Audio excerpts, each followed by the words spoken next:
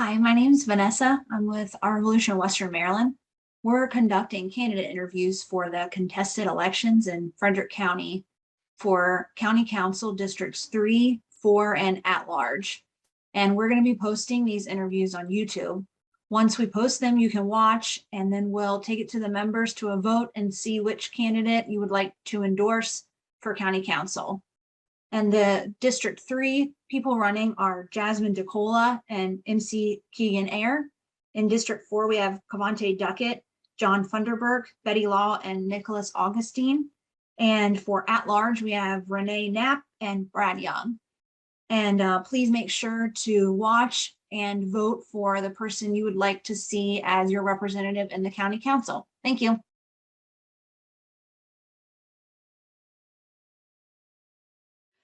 Thanks for joining us, Betty. We really appreciate it. I hope everything's going well with your campaign. Yes. I was wondering if you'd like to start just by introducing yourself and, a little description of your campaign and what you're supporting, what you represent, your elevator pitch, if you'd like to start with that. And just to remind you, we're recording. So, and then I'll go into the questions I sent you. Okay, great. All right. Well, I decided to run because I am a lifelong environmentalist. My background is I have a master's in electric power from Rensselaer Polytechnic Institute, that's RPI, and RPI is the MIT of power. So it's a real tough school, but that's beside the case. I'm going to turn off my phone so it doesn't click at me. Any case, so I've been an engineer for Con Edison of New York, and the Federal Energy Regulatory Commission.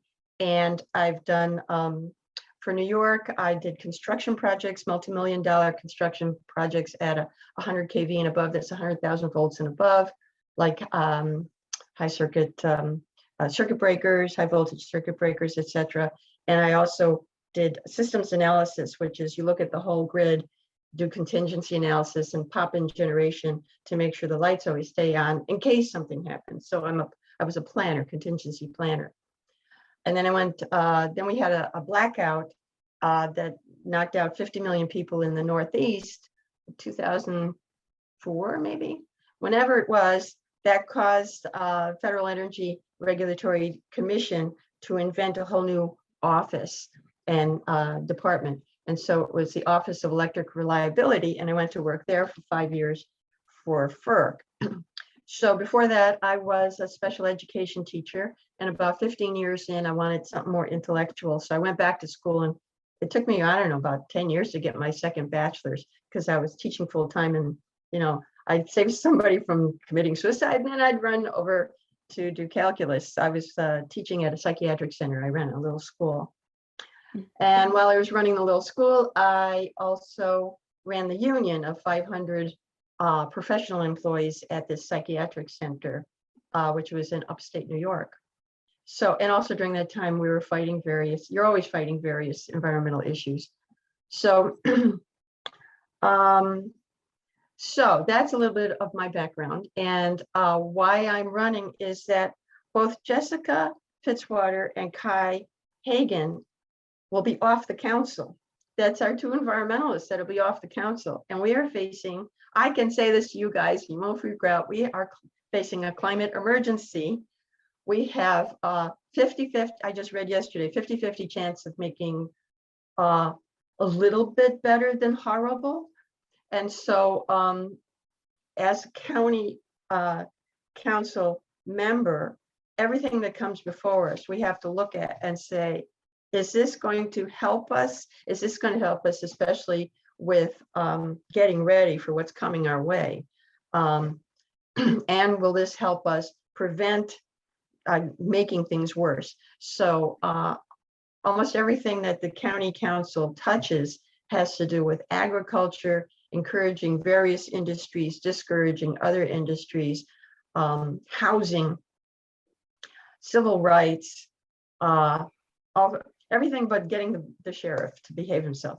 That everything else you have a hand in, and working with the municipalities also, even though they have tremendous jurisdiction that the county doesn't have. you still have funding, and you sit down and you work things out together, hopefully, and help them move to be more responsible. So I feel energized, and my campaign is basically, it started out with my main supporters were people who are a part of what I call the 4th Street Irregulars. We've been fighting City Hall over development and wrong thinking development for some time now, especially in the downtown area, and wanting to protect the historic district and not have it be over commercialized so that nobody wants to live there anymore.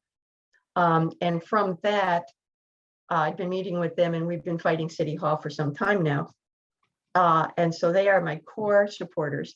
And then I also have some supporters who, from fighting the City Hall about Fort Detrick. And I have very good news that I can add in a minute. So Fort Detrick, as you probably know, has during World War II up through the Vietnam era, it was the national site for research in weapons of mass destruction, chemical and biological. And so debris from that research was buried in unlined pits. And when in EPA days, they went to remediate, it was too dangerous to remove it, too dangerous to the hazmat, to the workers who were in hazmat, had the tents, had the, the oxygen, all that stuff, too dangerous for them to even deal with that. So they did the Chernobyl thing of just dumping dirt, putting down an impermeable cover and saying, okay, if we don't mess with this, we're probably cool. However, being unlined and being karst formation, which is a very, why did we get what do they call it? A sink the other day. Sinkhole. Sinkhole, thank you. Sinkhole on Monocacy, because of the karst, we're all living on this karst formation, right? And so the source of the contamination, which is all this various witches brew, has leaked beyond Fort Detrick into the surrounding area, mostly the Waverly, a little bit to the Waverly property, and then the rest of it to the northeast down to Carroll Creek and such.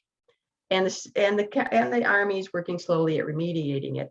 But the city, back in the 70s, thought it would be cool to get free land from the Army and build a road through Area B, a connector for Christopher Crossing, 4-lane with bike paths, with sidewalks, with lighting, within a few feet, a few yards from some of these pits, and it has never come out of the plan. So for about 3 years, a small group of us have been really militant about bugging them to get that out.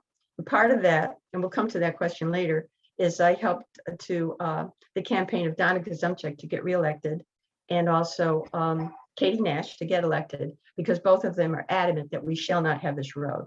So the good news is I got an email from Katie this afternoon that they are pulling that out of the fiscal year 2023 to 2028 budget. And budget is policy. Getting that line item out means I think we've killed that friggin' road. And so tonight, this weekend, we're going to buy some wine and have a glass. So anyway, so that is how I got involved in all of this, is that, long story short, I've been meeting with MC Keegan Air on a regular basis, about monthly, because she is also adamant about not having that road built. And MC is on the another advisory board.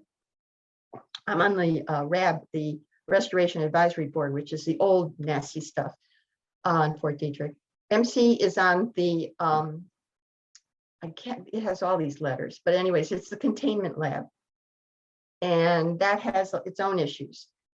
So we've been meeting once a month. So at one point she said, would you consider running? And came out of the blue.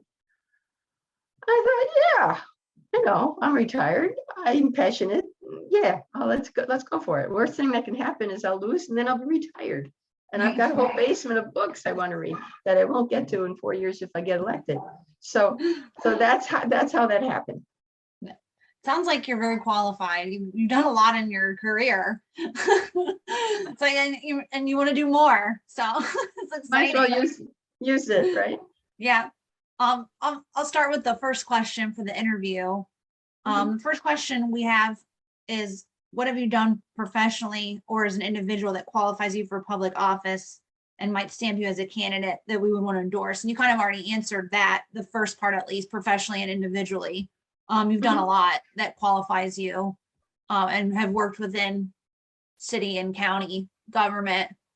Or would there be any other kind of an offshoot of that question, any other progressive causes that our Revolution Western Maryland members would be interested to know that you're going to support if you're on the council?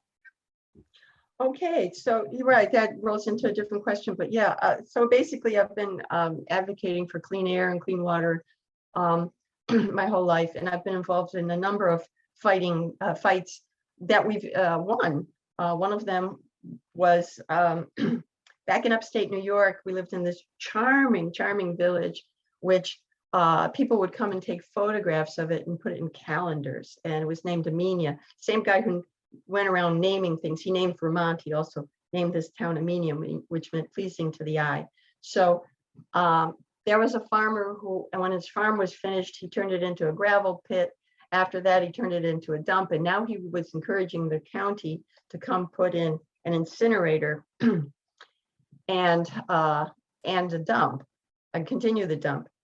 And where this is also a human rights and an environmental justice issue, that it was a poor farming community. The farms, as they were going out and just becoming, like fancy estates, because we were on the border with fancy Connecticut. The people who lived in the village who were going to suffer the most were the working people. And so even back then, even though we weren't using the term environmental justice, that's the nature of what the fight was. And fortunately, a very small band of us were able to pull things together and have some meetings. And then we got some funding from some rich people who anonymously, and they didn't want to have their fingerprints on anything, but they didn't want that nasty stuff near their horse farms. So they let us do the work.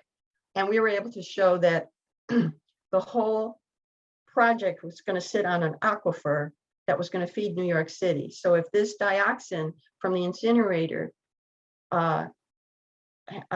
contributed to diluting the water, making it impure and dangerous, it was going to go all the way to New York City, and Dutchess County was going to have to pay for the water for New York City forever, because once an aquifer is screwed, it's screwed. So, but that's an example of environmental justice from before we moved down here. Most of my fighting has been, and in terms of civil rights, most of my fighting has been about the environment.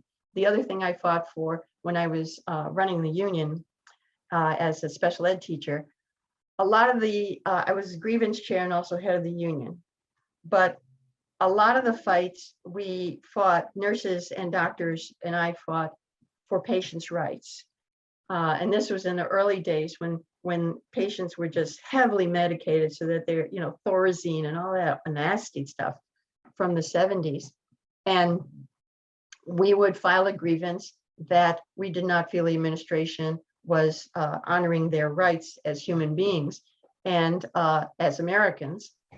And so they'd say, well, you can't file a grievance about that. You can only file a grievance about your job situation. And I'd say, here's the grievance, it's filed. You can't tell me I can't file it, because here it is. So they would not want to be embarrassed, because eventually the great grievance would go up to Albany, to the capital, and they didn't want to be embarrassed. So we usually settled, and over time, a few of the grievances leaked their way up to Albany, God knows how. And some people were replaced and things got better. So that was another example of fighting for civil rights. And then mostly it's the environment. So. Do you support debt-free post-secondary education, community college, vocational schools, things like that? Absolutely. I think just like we have public high school, we should have public 2-year an additional 2 years, because this is the 21st century. And especially for women and minorities, how can you compete with just a high school education? And nobody can compete with that. And again, I think it's a civil rights issue, really. Our next question.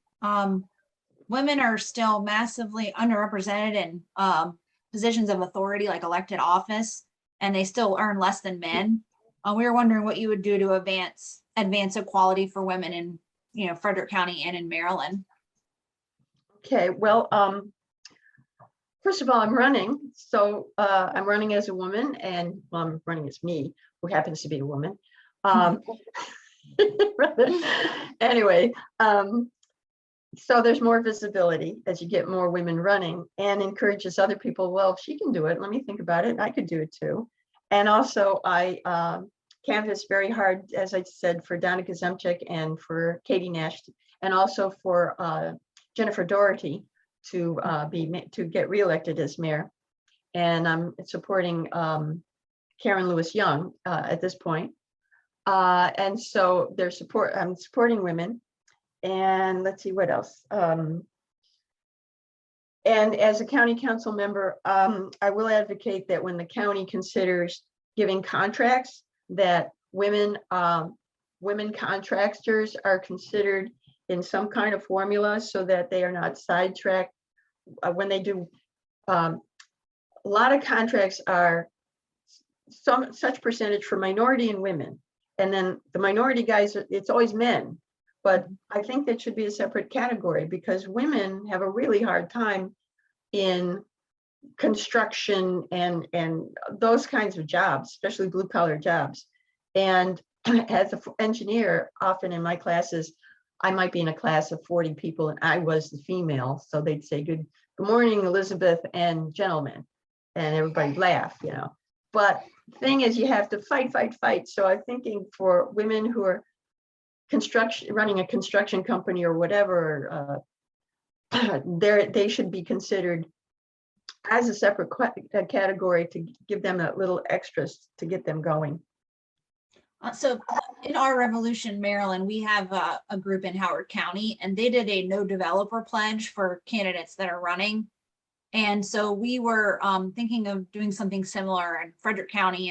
And so that's what we have this question, because we were going to just ask candidates in our interviews if you would make a pledge to run without or limit the real estate industry money in your campaign. And this is kind of a response from our group to all the excessive development in the county and how all the problems that come along with it. So we wanted to ask you if that would be something you would do. Absolutely, yes.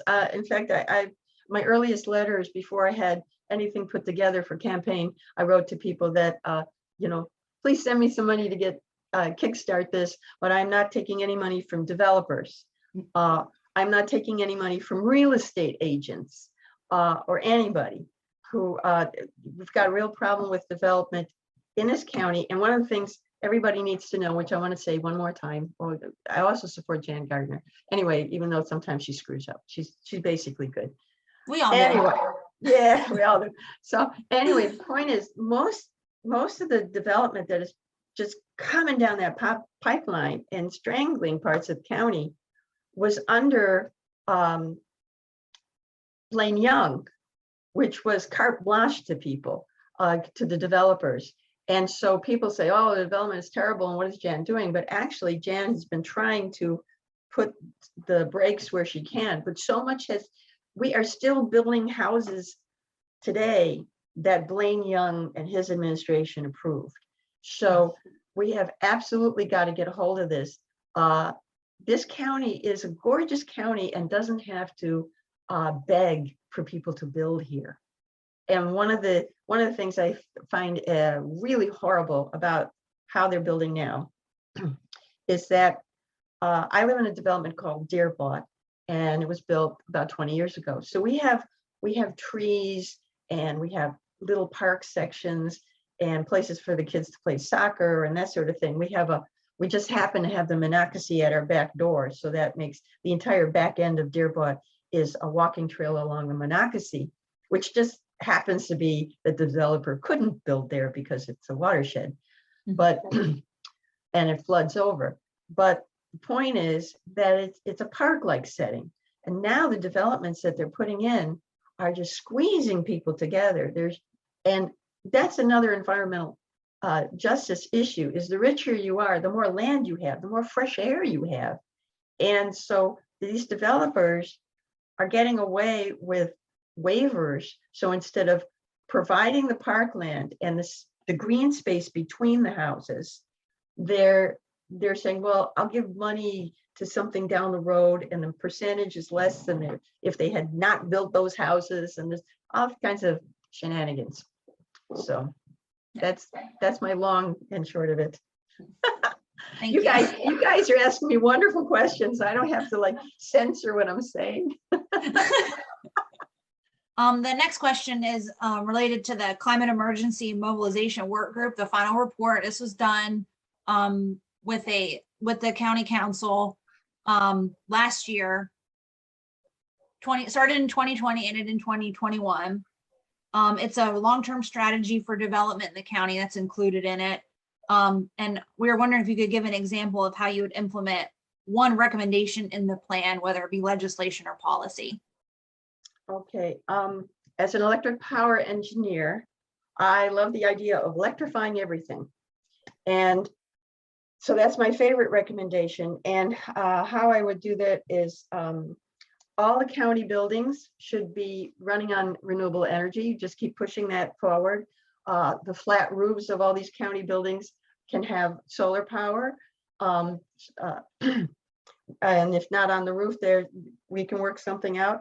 For example, the old landfill now has a solar array, and that power is used in the county. If it's not directly going into a county building, there's all kinds of a combination of credits back and forth. But in any case, it adds to keeping things cleaner. We need to increase charging stations. If people see charging stations, and we got to figure out a cheap way to get lithium, and we have to get lighter batteries, but that's not a county thing. But if the charging stations are there, it'll click. And there's no reason why every gas station, we should not be building any more gas stations. And if we have to, they should have to have as many charging station stalls as gas station pumps, as gas pumps. Let's see, I wrote a bunch of stuff. Oh, I'm on the Sustainability Commission, and OSHR is doing a fantastic job. OSHR is Office of Sustainability and Environmental Resources under Shannon Moore. And recently under Jan got the money to add staff so that there's separately one group that is on environmental resources of all kinds and initiatives, and the other group is going to be on stormwater management, which is, well, look at the rain we got the other day, and we're going to have 3 days of rain coming this weekend. So back to electricity, is that one of the things that the county pushes is the retrofit, which is having a building that is using less energy. And one of the things that we need to start looking into is heat pumps. Heat pumps have come a long way in terms of efficiency. They can even use them in upstate New York and very cold places, Minnesota and such. So we certainly, we may look into areas of encouraging builders when they build, not only to have the facility for charging at the back of the house or the side of the house or whatever, to run at least the conduit, so that it'll be less expensive to set up a charging station, fast charging. But also to look into heat pumps instead of gas lines. I like to use the word methane instead of natural gas, because it's natural, like COVID's natural, right? But we use methane gas to cook and to heat, and I think we're going to have to start looking into heat pump to be ethical in terms of this is what we believe in. We drive an electric car. We just got a Mustang EV, and it's a delightful car, but it's also as clean as we can get it anyway. So that's a lot of it. Nice. I like that you got an electric car. That's awesome. Oh, yeah, she's a sweetie. Is there one policy initiative you support that you would like to point to in particular as evidence that your priorities align with our Revolution Western Maryland? Yes, in Livable Frederick. Livable Frederick has so many areas where it is strong, but one of the things that's happening right now for our climate emergency is sequestering carbon, and agricultural land, especially encouraging regenerative agriculture, is really strong on my list to sequester carbon. And we have the most farms in the whole state. And so I spoke to the Farm Bureau. We had a forum just last week. And what I told them is that on our side, we need to preserve the agriculture. And I found use no-till, which is really great, actually.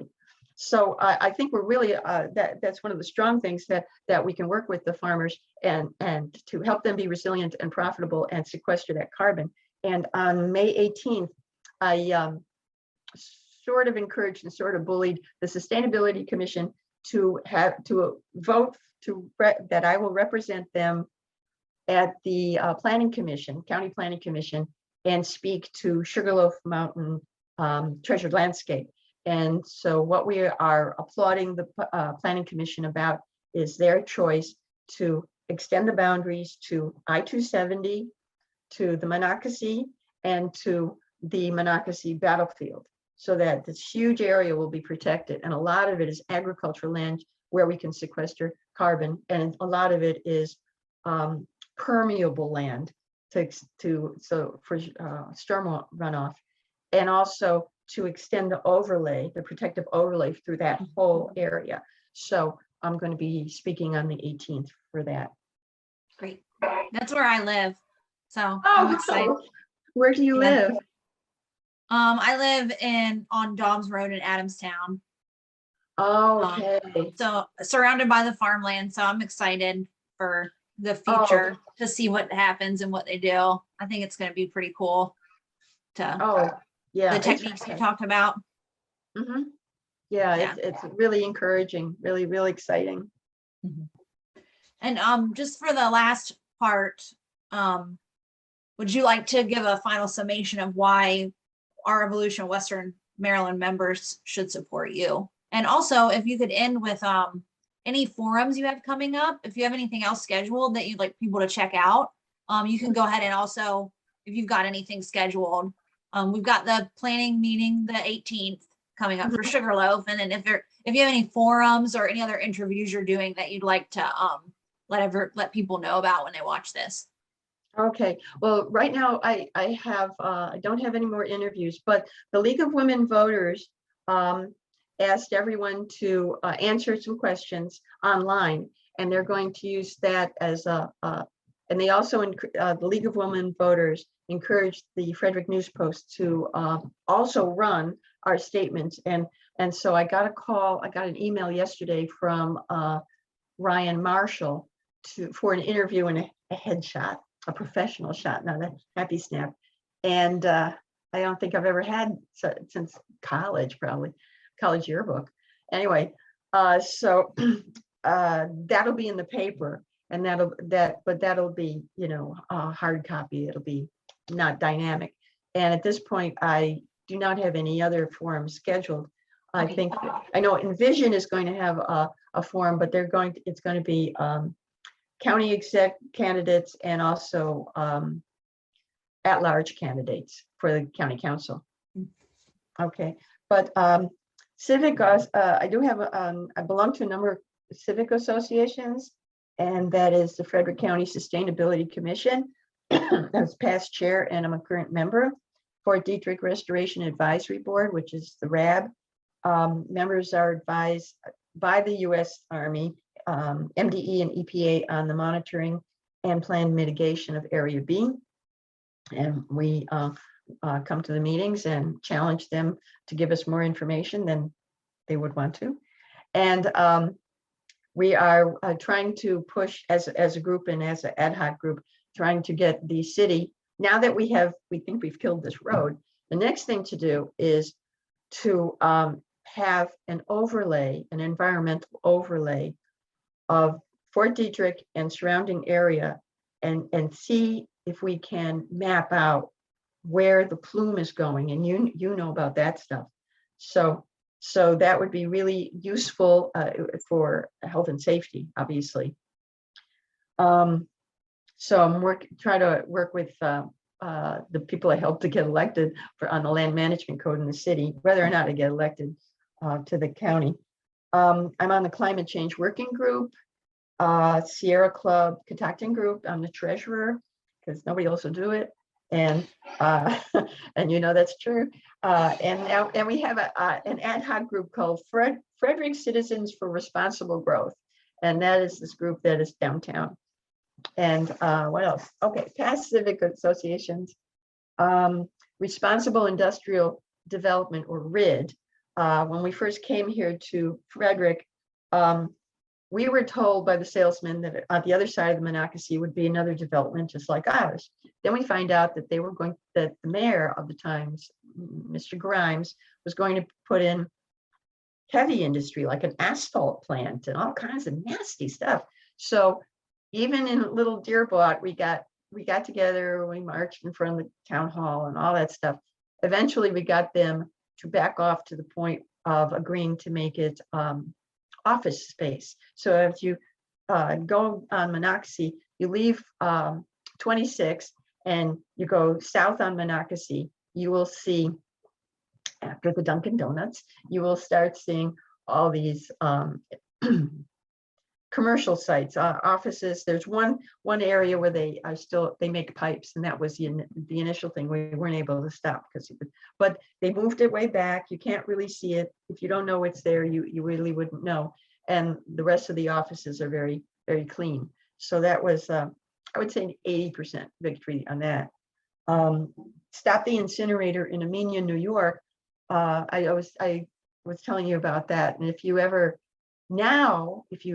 go images of Amenia, New York, AMENIA, they have since gotten very chic. I probably couldn't afford to buy back in there because now the train, Metro North, comes up from Grand Central, goes within 3 miles of my old house. My old house is probably worth 8 times what I sold it for. But in any case, now it is just gorgeous. And you go up there and you can go to a restaurant that all the food's organic and just wonderful stuff. So anyways, we saved that town by not having the incinerator destroy it. And then, as I said, I ran a union, professional employees union for this psych center, and we had 500 members. Nice. Okay, so that's you have a lot. You're very yeah. And I garden. And my house is not always so clean. What can I tell you? That's okay. That doesn't matter. You got a lot going on. You probably don't have to. But thank you so much for joining us. I'm really impressed. This was really informative because I didn't know any of this, most of this about you. I know you through Sierra Club. I didn't know any of this. You're more than qualified for this position, and I'm excited to see what happens. So well, thank you. Thank you. Yeah, and I'm looking forward to your support. And this is not part of our revolution, but part of Sierra Club. I'm going to send everybody a letter and say, instead of hiking in the woods, why don't you hike in an urban landscape and knock on doors and hang some hangers? So that's coming, but that's not part of this. Okay. Yeah. Okay, that's a good one. I like that. Well, thank you so much for having me. I enjoyed this. Yeah, me too. Thank you so much. Bye. Bye.